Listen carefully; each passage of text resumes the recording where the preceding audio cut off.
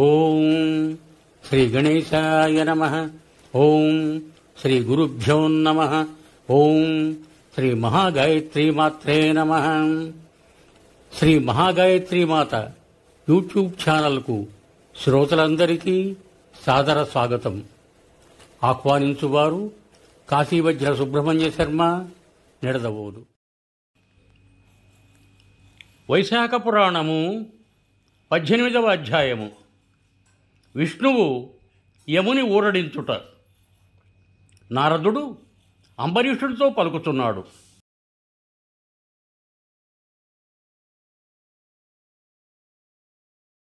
శృతదేవుడు శృతకీర్తితో ఇట్లనెను. యముని మాటలను విని బ్రహ్మ ఇట్లనెను. ఓయి, నీవెందులకు విచారింతువు? నీవు చూచిన దానిలో ఆశ్చర్యమేమున్నది? సజ్జనులకు బాధను కలిగించినచో దానివలన ఫలము జీవితాంతముండును. శ్రీహరినామమును ఉచ్చరించినంతనే విష్ణులోకమును చేరుదురు. రాజాజ్ఞచే వైశాఖ వ్రతమును చేసి శ్రీహరిలోకమును చేరుటలో ఆశ్చర్యమేమున్నది? గోవిందనామము ఒక్కసారి పలికినను 100 అశ్వమేధయాగములు అనంతరము అవబృష స్నానము చేసిన వచ్చునంత పుణ్యము కలుగును. ఎన్ని యజ్ఞములు చేసిన వారైనను పుణ్యఫలమును అనుభవించి మరలా జన్మించక తప్పదు. కానీ శ్రీహరికి నమస్కరించినచో పునర్జన్మయే ఉండదు. శ్రీహరినామమును ఉచ్చరించిన వారు కురుక్షేత్రమునకు పోనక్కరలేదు. సరస్వతీమున్నకు తీర్థముల యందు మునుగనక్కరలేదు. చెయ్యరాని పనులు చేసిన వారైనను ఎంత పాపము చేసినను మరణకాలమున విష్ణువును స్మరించినచో శ్రీహరి పదమును చేరుదురు. తినరాని దానిని తిన్నవారును శ్రీహరిని స్మరించినచో పాపములను పోగొట్టుకొని విష్ణు సాయుధ్యమునందుదురు. ఇట్టి శ్రీ మహావిష్ణువునకిష్టమైనది వైశాఖ మాసము. వైశాఖ ధర్మములను విన్నచో సర్వ పాపములను హరించును. విష్ణుప్రియమకు వైశాఖ వ్రతము ఆచరించిన వారు శ్రీహరి పదమును చేరుటలో ఆశ్చర్యమేమున్నది? మనల్ని అందరినీ సృష్టించి సర్వ జగన్నాథుడు శ్రీ మహావిష్ణువు అట్టి వారిని సేవించిన వారు విష్ణులోకమును చేరుటలో ఆశ్చర్యమేమున్నది? కీర్తిమంతుడు శ్రీహరి భక్తుడు. శ్రీహరికిష్టమైన వైశాఖ వ్రతమును చేసిన వారి యందు శ్రీహరి ప్రీతుడై వారికి సాయపడుట సహజమే కదా. యమధర్మరాజా, శ్రీహరి భక్తుడకు ఆ రాజును శిక్షింపగల శక్తి నాకు లేదు. శ్రీహరి భక్తులకెప్పుడునూ అశుభముండదు కదా. జన్మ మృత్యు జరా వ్యాధి భయము కూడా ఉండదు. యజమాని చెప్పిన పనిని అధికారి శక్తి కొలది ఆచరింప యత్నించినచో అతడు పనిని పూర్తి చేయకపోయినను నరకమునకు పోడు. తన శక్తికి మించినచో ఆ విషయమును యజమానికి నివేదించిన అధికారి సేవకుడు పాపమునందడు. వానికెట్టి దోషమునూ లేదు. యజమాని చెప్పిన పని శక్తికి మించినప్పుడు అది వాని దోషము కాదు అని బ్రహ్మ యముని బహువిధములో ఊరడించెను.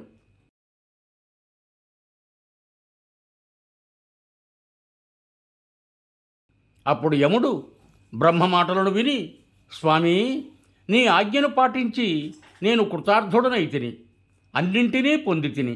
ఇది చాలును. నేను మరలా నా పూర్వపు ఉద్యోగంలోకి వెళ్ళజాలను. కీర్తిమంతుడిట్లు పరాక్రమములో వైశాఖ వ్రతములతో భూమిని పాలించుచుండగా నేను నా అధికారమును వహింపను. ఆ రాజు వైశాఖ వ్రతమును మానునట్టు చేయగలిగినచో నేను తండ్రికి గయాశ్రాద్ధము చేసిన పుత్రుని వలె సంతృప్తి పడుదును. కృపాకర, నా ఈ కోరిక తీరునట్టు ఉపాయమును చెప్పుము. అప్పుడు నేను మరలా నా కర్తవ్యమును నిర్వహింపబోదును అని ప్రార్థించారు. అప్పుడు బ్రహ్మ, యమధర్మరాజా, విష్ణుభక్తుడకు అతనితో నీవు విరోధపడటం మంచిది కాదు. నీకు కీర్తిమంతుడిపై కోపమున్నచో మనము శ్రీహరి వద్దకు పోవుదము. జరిగినదంతయు శ్రీమన్నారాయణునకు చెప్పి ఆయన చెప్పినట్లు చేయుదము. సర్వలోకములకు కర్తయుగు ఆ శ్రీమన్నారాయణుడే ధర్మపరిపాలకుడు, మనల్ని శిక్షించు దండధరుడు, మనల్ని ఆజ్ఞాపించు నియామకుడు.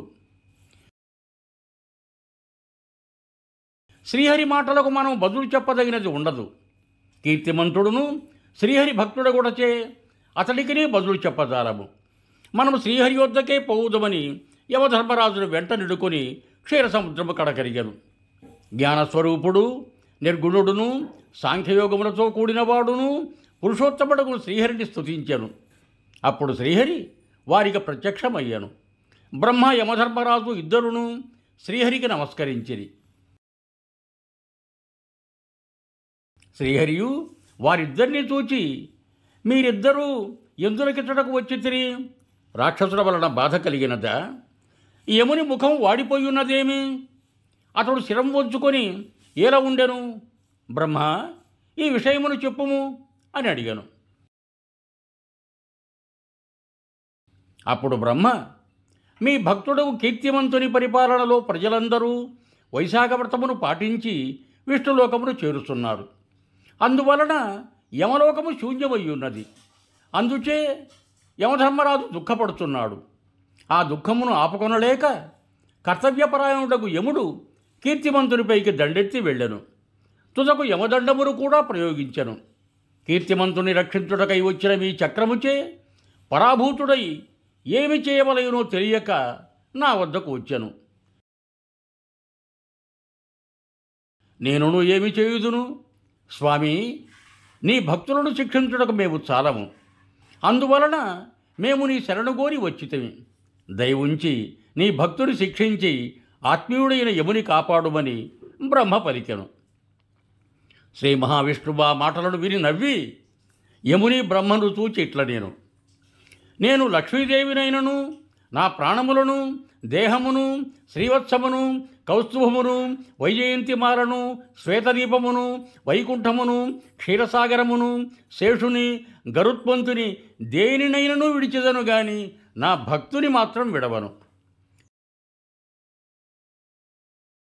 సమస్త భోగములను, జీవితములను విడిచి నాయందే ఆధారపడి ఉన్న ఉత్తమ భక్తుని నేనెట్లు విడిచెదను? యమధర్మరాజా, నీ దుఃఖము పోవుటకు ఒక ఉపాయము కల్పింపగలను. నేను కీర్తివన్ మహారాజునకు సంతుష్టుడనై 10,000 సంవత్సరముల ఆయుర్దాయమునిచ్చి తిని ఇప్పటికి 8,000 సంవత్సరములు గడిచినవి. ఆ తర్వాత వేణుడను ఒక దుర్మార్గుడు రాజు కాగలడు. అతడు నాకిష్టములైన వేదోక్తములకు సదాచారములను నశింపచేయును, పెక్కు దురాచారములను ఆచరణలో ఉంచును. అప్పుడు వైశాఖమాస ధర్మములను ఆచరించువారు లేక లోపించును. ఆ వేణుడును తాను చేసిన పాపబలమును నశించును. అటు పిమ్మట నేను పృథువును పేర జన్మించి ధర్మ సంస్థాపన చేయుదును. అప్పుడు మరలా వైశాఖ ధర్మములను లోకమును ప్రవర్తింపజేయగలను. అప్పుడు నాకు భక్తుడైన వాడు నన్నే ప్రాణముల కంటే భిన్నగా నమ్మి వ్యామోహమును విడిచి వైశాఖ ధర్మములను తప్పక పాటించును. కానీ అట్టివాడు 1000 మందిలో ఒకడుండును. అనంత సంఖ్యలో నువ్వు జనులలో కొలది మంది మాత్రమే వైశాఖ ధర్మములను తప్పక పాటింతుడు. కానీ అట్టివాడు 1000 మందిలో ఒకడు మాత్రమే ఉండును. అనంత సంఖ్యలో జనులలో కొద్ది మంది మాత్రమే నా ఈ వైశాఖ ధర్మములను ఎరిగి పాటింతురు. మిగిలిన వారు అట్లు కాక కామవివశులై ఉందురు. యమధర్మరాజా, అప్పుడు నీకు వలసినంత పని ఉండును. విచారపడకము. వైశాఖ మాస వ్రతమునందును నీకు భాగమునిప్పింతును. వైశాఖ వ్రతమును ఆచరించు వారందరూ నీకు భాగమునిచ్చునట్టు చేయుదును. యుద్ధములో నన్ను గెలిచి నీకియవలసిన భాగమును రాకుండా చేసిన కీర్తివంతుల నుండి నీకు భాగము వచ్చునట్టు చేయుదును. నీకు రావలసిన భాగము కొంతైనా వచ్చినచో నీకు విచారం ఉండదు కదా. వైశాఖ వ్రతమును ఆచరించువారు ప్రతిదినమును స్నానము చేసి నీకు అర్ఘ్యమునిత్తురు.